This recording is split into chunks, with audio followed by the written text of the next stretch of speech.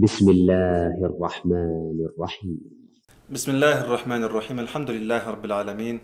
Allah Ta'alaga sekiz maqtaular bolsun. Jana Peygamberimiz Muhammad sallallahu aleyhi ve sellem'e salam jana dualar bolsun. Бүгүнкү темабыз биздин күнөөсүз адам барбы? Же бардык адам күнөөкөрбү деген теманын айланасында буюрса сөз кылабыз. Бул тууралуу Пайгамбарыбыз саллаллаху алейхи ва саллям хадисинде Анас радыйаллаху анху риваят кылган хадисте мындай дейт: "Куллу бани Адам хатта" дейт. Бардык адам баласы ката кетирүүчү дейт. Бардык адам баласы. Бул дегенде адам атадан баштап бүгүнкү биздин күнүбүзгө чейинки бардык адам баласы дейт. Эми алардын ичинен жакшылары ухайру хаттаин, ката кетирүүчүлөрдүн мындайча айтканда ката эмне ал? Ката күнөө. Ал күнөөнү билип кылышы мүмкүн же билбей кылышы мүмкүн. Айтор кандай болгондо дагы күнөө. Эми ошол ката кетирүүчүлөрдүн эң жакшысы алар тооба кылуучулар дейт. Мындайча айтканда ошол күнөөдөн кайтып, ага өкүнүп, андан кийин ошого кайра кайтып барбастан тооба кылып, ушундай бир шарттары бар тообанын. Бул жерден пайгамбарларды чыгарып коебуз, анткени пайгамбарлар маасум деп коебуз. Ал күнөөсүз Аллах Таала тарабынан бизге жөнөтүлгөн пайгамбарлар. Алар Аллах Тааланын динин бардыгын бизге жөнөтүп, бизге үлгү боло турган инсандар. Мисалы биздин пайгамбарыбыз Мухаммад саллаллаху алейхи ва саллям пайгамбарыбыз дагы өткөн, кеткен күнөөлөрдүн бардыгы кечирилген. Бирок пайгамбарыбыздын өткөн кеткен бардык күнөөлөр кечирилген болсо дагы пайгамбарыбыз ушунчалык көп намаз окуган, ушунчалык көп тооба кылган. Пайгамбар эмне дейт хадисте? Я айюхан нас, тубу иля раббикум, фа инни атубу иля Аллахи фил яуми миата марра. О адамдар дейт, Раббиңерге тооба кылгыла дейт, кайткыла дейт.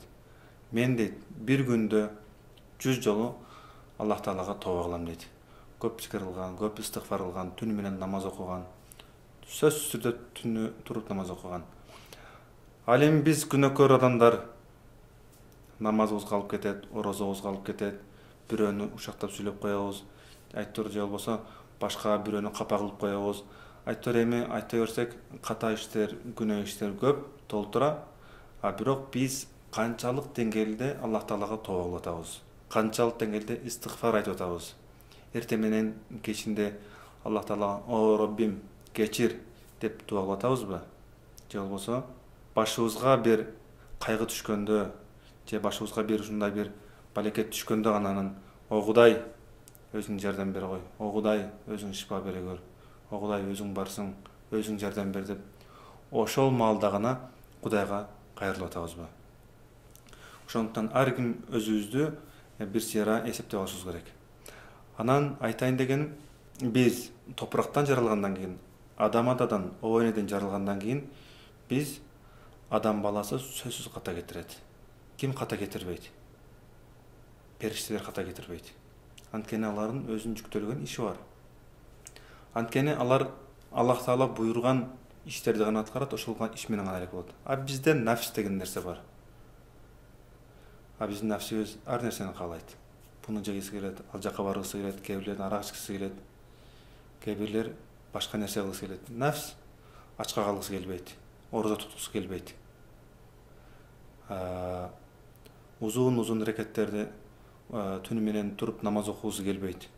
Кышында муздак сууну кармагысы келбейт. Периштелер күнөө кылбайт. Жибраил периште ал кабар алып келүүчү, өлүм периште адамдардын жанын алат. Айтор Аллах Таала ар бир ишке өзүнүн периштелерин дайындап койгон, алар ошол иштер менен гана алек, башка нерсе менен алек болбойт. Бизди Аллах Таала айтты: "Ва ма халактул джинна вал инса илля лиябудун." Мен инсан менен жинди өзүмө ибадат кылыш үчүн гана жараттым дейт. Аллах Таала бизди ибадат кылыш үчүн жаратты. Биз ибадат кылганыбыз кылып атат, кылбаганы башка эле бир нерселер менен алек болуп атат. Анан дагы бир эске алчу нерсе бар. Шайтандын азгырыгы. Шайтан кимди азгырат? Шайтан күнөө кылган адамды азгырат. Шайтан биринчи күнөөгө түртөт. Андан кийин күнөө кылгандан кийин тооба кылдырбаганга дагы түртөт. Сен бети жок, сен азыр эле күнөө кылдың го. Эми кантип сен кайсы жүзүң менен сен Кудайга Аллах Таала сыйнасың дейт. Андай эмес, пайгамбарыбыз саллаллаху алейхи вассалам не дейт? Кимде ким бир күнөө иш кылып ала турган болсо, тарат алып келип 2 рекет намаз окуп, я Раб, о Раббим, ушундай билип билбестен ушул мен күнөөнү кылып алдым деп дуа кыла турган болсо, Аллах Таала анын күнөөсүн кечирет дейт. Эми чындап, чын ыхлас менен тооба кыла турган болсо, чын ыхлас менен намаз окуй турган болсо, бул нерсе анын күнөөсүн жууп кетет. Wa atbi'as sayyi'atal hasanata tamhuha дейт. Бир жаман иштин артынан жакшылык амал кылып кой, наркы жаман ишти жууп кетет дейт.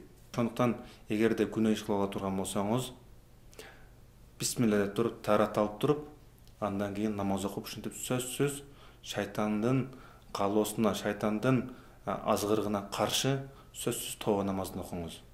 Тооба намазын окуңуз, Аллах Таала өзү кечирүүчү зат. Дагы бир эске алчу нерсе бар. Демек, адам баласы ката кетирүүчү зат экен. Биз ката кетиришибиз керек экен деп туруп, атайлап ушул күнөө иштерди кыла бериш, күнөө иштер менен алек болуш, бул туура эмес. Бул деген нерсе качан күнөө иштер аткарылып калды, эми мындан кийин болду. Эми баягындай эмне деп коет, депрессияга кирип мен күнөө иш кылдым, эми мындан чыга албайм, мен күнөө, мен эми Кудайдын бетин кайсы жүзү менен карайм дегендер бар. Ошон үчүн тобанын эшиги кыяматка чейин ачык, же болбосо кара деп коет, адам өлүп баратканда, ошо адам өлүп баратканга чейин бул тоба эшиги ачык. Ошон үчүн дайым тоба кылыңыздар. Эми адам болгондон кийин сөзсүз күнөө кылат, сөзсүз ката кетирет, билип билбестенби, билип кылабы же билбей кылабы айтор ката кетирет. Бирок мен ката кетиришим керек, мага боло берет, мен адаммын, мен адам болгондон мен ката кылышым керек деп барып туруп, ошол ниет менен барып туруп ката кылган, жок, бул туура эмес. Бул хадисти пайгамбарыбыз бизге күнөө кыла бергиле, мына силерге жол деп берген жок бизге. Эгерде ката кетирип алсаңар, күнөө иш кылып алсаңар, силер тооба кылсаңар болот деген максатта бизге айтып атат. Ошондуктан бул ишти өзүңүздүн пайдаңызга эмес, диниңизге, өзүңүздүн ибадатыңызга пайдаланыңыз. Өзүңүздүн нафсиңизге пайдаланбаңыз. Сөзүнүн жыйынтыгында, эгерде күнөө иш кылып ала турган болсоңуз, ката кылып ала турган болсоңуз, сөзсүз Аллах Таала кайтыңыз, 2 рекет намаз окуңуз, артынан жакшы иш кылыңыз. Аллах Таала баарыбыздын күнөөбүздү кечирген болсун. Аллах Таала кечирүүнү зат, кечиргенди жакшы көрөт. Биз дагы Аллах Тааладан кечирим сураганды дайыма тилибизге айтып жүрүүнү адат кылып алалы. Ассаламу алейкум ва рахматуллахи ва баракатуh.